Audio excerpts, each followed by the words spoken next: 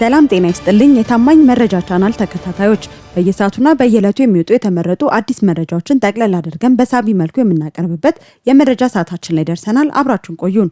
ቻናላችንን ሰብስክራይብ፣ ሼር እና ላይክ ማድረግ እንዳትረሱ።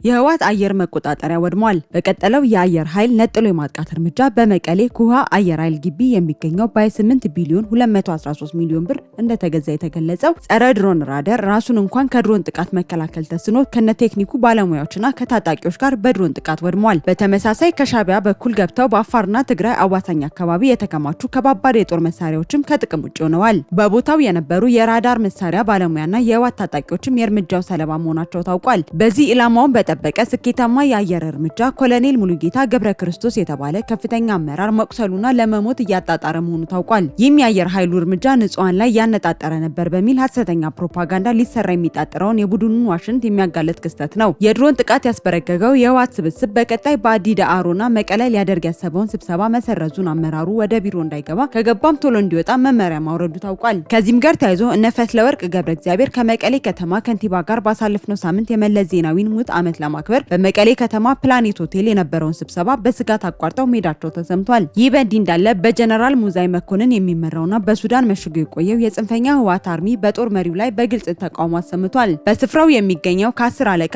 እስከ 100 አለቃ ማዕረግ ያላቸው መስመራዊ መኮንኖች የሱዳን ጦር የሰጠንን $500 ክፍያ በመውሰድ የሳሙና መግዣ ብቻ እንዲሰጠን ያደረገው ጀነራል ሙዛይ መኮንን ነው በሚል ተቃውሞ መቀስቀሳቸው ተረጋግጧል። መላው ታጣቂ በጀነራሉ ላይ እርምጃ ተወስዶ ክፍያው በአስቸኳይ ወደ ቦታው እንዲመለስ እንዲጠየቅ እያስተባበሩም እንደሚገኙ ለማወቅ ችለናል። ከዚህም ጋር ተያይዞ የሱዳን የፖለቲካ ኃይሎች ተወካዮች ባሳለፍነው ሳምንት ቅዳሜ በአዲስ አበባ ወደ ሰላም ለመምጣት ውይይት መጀመራቸው ታውቋል። የሱዳን ተፋላሚ ኃይሎች የሰላም መንገድ በመምረጣቸው ምክንያት የህወሓት ኃይል የሀገሪቱን አለመረጋጋት ውስጥ በማስገባት ቀጠናውን አውኮ ኢትዮጵያ ላይ ጫናን ለማሳደር የነበረው እቅድ ስለከሸፈበት ተስፋ ቆርጧል። ራሱም የሰላምን መንገድ ከመከተል ውጪ ምንም አማራጭ እንደሌለው ተረድቶ ትናንት ወደ ሰላምና ድርድር እንዲመጣ ሲጎተጉተው የነበረውን የዓለም አቀፍ ማህበረሰብ ፊት ነስቶ ካባረረ በኋላ አሁን እየተወሰደበት የሚገኘውን እርምጃ ተከትሎ ድረሱልኝ ብሎ እየተማጸነ ይገኛል። ከጭንቀቱ የተነሳ ከጽምዶ አጋሮች ጋር ሳይመክር ብቻውን ድርድር ፈልጋለሁ ድረሱልኝ እያለም ነው። ይህንን ተማጽኖውን ያቀረበው የፕሪቶሪያ ስምምነት አደራዳሪዎች በኢትዮጵያ ሀገራዊ ምክክር መዝጊያ ስነ ስርዓት ላይ ለመገኘት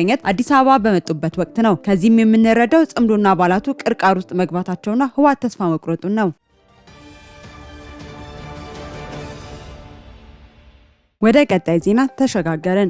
አዋዛጋቢው የፋኖ ግንባር ምደባ የጽንፈኛው ፋኖ ትግል በግለሰቦች ጥቅም ላይ የተመሰረተ ከአማራ ህዝብ ጋር አንድ የሚያገናኘው ነገር የሌለው እንዲሁም በተቃራኒው የህዝቡን ጥያቄ አሳልፎ የሚሰጥ ጸረ አማራ ትግል ነው። ቡድኑ ቀደም ሲል ከህወሓት ጋር ባደረገው ጥምረት ለቁራሽ መሬት አንጣላም በሚል ወልቃይትን አሳልፎ ሲሰጥ ከአልቡርሃን ጋር በፈጠረው ሌላ ጥምረት ደግሞ ሱዳን የወሰደችውን የአልፋሽቃ መሬት መልሺ ብሎ እንደማይጠይቅ ቃል መግባቱን ታውቋል። አሁን ደግሞ በተመሳሳይ ከጉሙዞች ጋር ውዝግብ ውስጥ የሚያስገባውን መተከልም በጥምረት ስም ለሻኔ አሳልፎ ሊሰጥ እንደሆነ ተረጋግጧል። ይህንን ለማሳካት ደግሞ ከጎንደር አፋብን ሳሙኤል ባለድልና አንድ ተዘራ ንጉሴ የተባለ ግለሰብ ብቻ ያካተተ ጽምዶን መሰረትኩ ካለው የነ አስረስ አፋብን ጋር እንደተሰለፉ ግልጽ የሚያደርግ የቡድኑን የግንባር ምደባ ደብዳቤ ሾልኮ ወጥቷል። በዚህም ቡድኑ ሙሉ በሙሉ የጎንደር ፋኖ አቋሙን ስለለየ አይዋጋልንም በሚል የጎንደርን ግንባር ከውጊያ ቀጠና ምደባ ውጪ በማድረግ ሳሙኤልን ከወሎ ፋኖ ጋር ተዘራን ደግሞ ከጎጃም ግንባር ጋር ያለ አካባቢያቸው ምድብ እንደሰጣቸው ታውቋል። ከዚሁ አደረጃጀት ጋር ተያይዞ ከጥፋቱ የማይማረውና ለዘመነ ቡድን የሚያሸረግደው ሳሙኤል ባለድል እስከ መጨረሻው ለማስወገድ የጎንደርን ታጣቂ እንቅስቃሴ እያደረገ እንደሚገኝ ለማወቅ ችለናል። ሆኖም ቀድሞም የጋራ ዓላማ የሌለው የኢትዮጵያ ጠላቶች ለማግለል የተመሰረተው ጽምዶ ፍርክስክሱ እየወጣ ነው። የግብጽ ወኪል የሆነው ጀዋር መሐመድ የወለጋን ፋኖ ያደራጀው መንግስት ነው ብሎ መናገሩን ተከትሎ እነ መሳይ መኮንንን ጀዋርን እንዴት ተኛም ፋኖ የመንግስት ነው ትላለ በሚል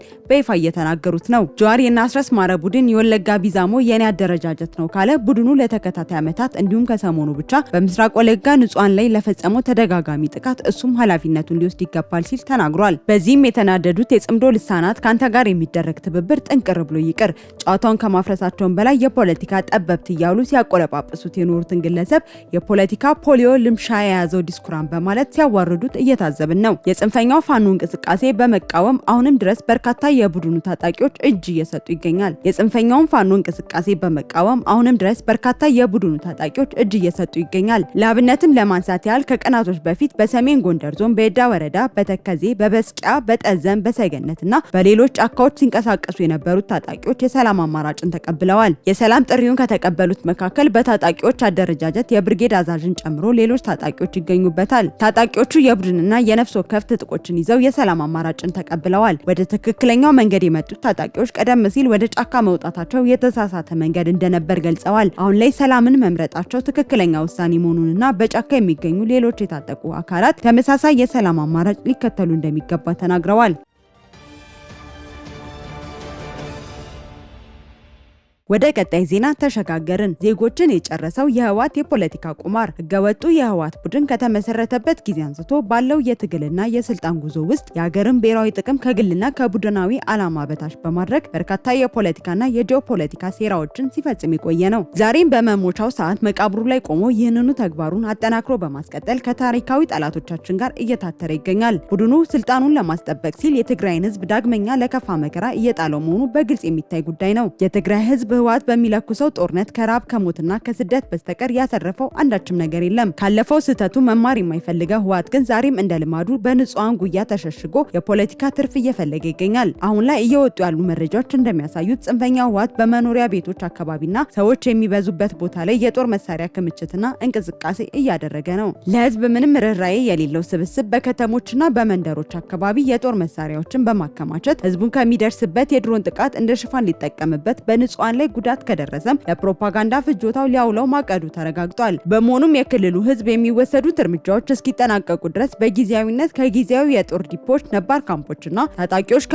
ከሚገኙባቸው ስፍራዎች ቢያንስ 1 ኪሎ ሜትር በመራቅ በፍንጥርጣሪ ሊመጣ ከሚችል ጉዳት ራሱን እንዲጠብቅ ጥሪ እናቀርባለን። ከስፍራው የሚደርሱ መረጃዎች እንደሚያመላክቱት ተስፋ የቆረጠው ህወሓት ወጣቶች በማፈስ ሳይረካ አዛውንቶችን ወደ መሰብሰብ ተሸጋግሯል። ስብስቡ ልክ እንደ ኤርትራ ወታደራዊ ፖሊሲ ሁሉ በደርግ ዘመን ታጋይ የነበሩ እድሜያቸው የገፉ አዛውንቶችን እንዲታጠቁ ጥሪ አስተላልፏል። አካል ጉዳት ቢኖርባቸውም እንኳን መራመድና መተኮስ የቻሉ ሁሉ ይታጠቅ የሚል ውሳኔ ሰጥቷል። ከዚሁ የቡድኑ አረመኔነት ጋር ተያይዞ በትግራይ የፍትህና ልማት ዲያስፖራ ተጋሩ አውስትራሊያ ማህበር በህወሓት የበርካታ ሚሊዮን የትግራይ ህዝብ ድምጽ ችላ በማለት ለአንድ ባለስልጣን ያሳየው አድሎ ከፍትህ ማጣትና ከሰብአዊ መብት ረገጣ መፈጸሙን በመግለጫ አሳውቋል። ይህ የቡድኑ ተግባር የትግራይን ህዝብ ብሶት የማይሰማና የክልሉ ያለውን ሁኔታ ወደ ባሰ ደረጃ እንዲያመራ ተባባሪ መሆኑን የሚያረጋግጥ ነው ሲል ማህበሩ ገልጿል። በተጨማሪ አክቲቪስት አሉላ ሰለሞን እጅግ በደበዘዘ መልኩ ያለፈውን የአሸንዳ አከባበር አስመልክቶ በማህበራዊ ትስስር ገጹ ባጋራው አንድ ልጥፍ ላይ ድሮ ትግራይ ስትጠራ አቤት ብሎ የሚወጣው ብሎ በርካታ የአሸንዳ ተሳታፊ ሴቶች ያለበትን ምስል አጋርቷል። በተቃራኒው ደግሞ አሁን ህወሓት ሲጠራ የወጣው ደግሞ በሚል ጥቂት ሴቶች ብቻ የተገኙበትን ምስል በማጋራት ህወሓት በትግራይ ህዝብ ዘንድ ምን ያህል ተሰሚነት ያጣ ቡድን መሆኑን የሚያጋልጥ ሀሳቡን አሰራጭቷል። ትግራይ ወጣቶች በየቀኑ የሚታፈሱበት፣ እናቶች የሚያለቅሱበት፣ ሴቶች የሚጠቁበት፣ የጦርነት ስጋት የሚያዣበብበት ስርዓት አልባ ክልል ሆናለች። ለዚህ ሁሉ ደግሞ ተጠያቂው ስልጣንን በጉልበት ካልያዝኩ የሚለው ጽንፈኛው የህወሓት ቡድን ብቻ ነው።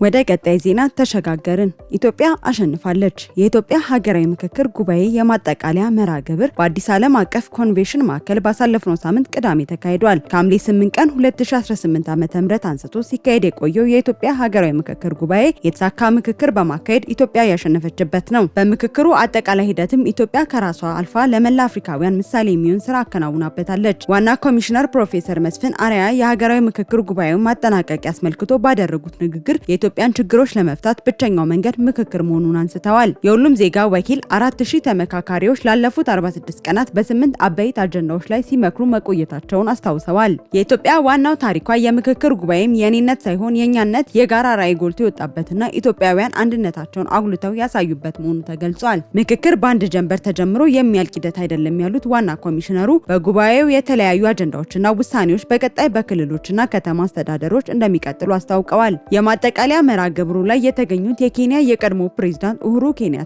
ኢትዮጵያ በአድዋ ጦርነት ወቅት የማንነት ልዩነት ሳይገድባቸው ድል በማድረግ ለአፍሪካም ታሪክ ጽፋለች ብለዋል። በአሁኑ ወቅት ኢትዮጵያ የአፍሪካ ህብረት ማዕከል በመሆን አፍሪካን እያገለገለች እንደሚገኝ ገልጸዋል። በዚህም አዲስ አበባ አፍሪካውያን ለችግሮቻቸው የጋራ ምክክር የሚያደርጉበት ማዕከል ለመሆን መብቃቷን አንስተዋል። ኢትዮጵያ ለችግሮች ዘላቂ እልባት ለማበጀት ምክክር በማድረግ ለአፍሪካ ምሳሌ የሚሆን ታላቅ ገድል ፈጽማለች ብለዋል።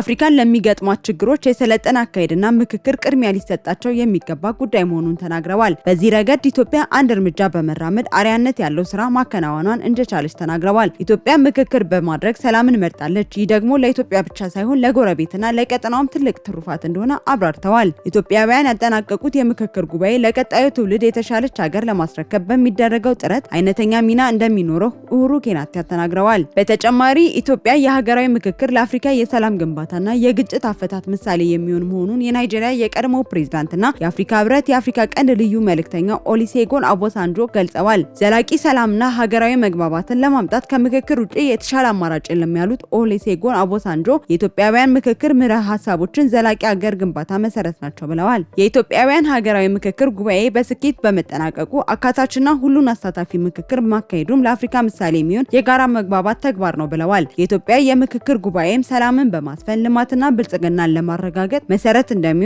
ኦሉሴጉን ኦባሳንጆ አስገንዝበዋል።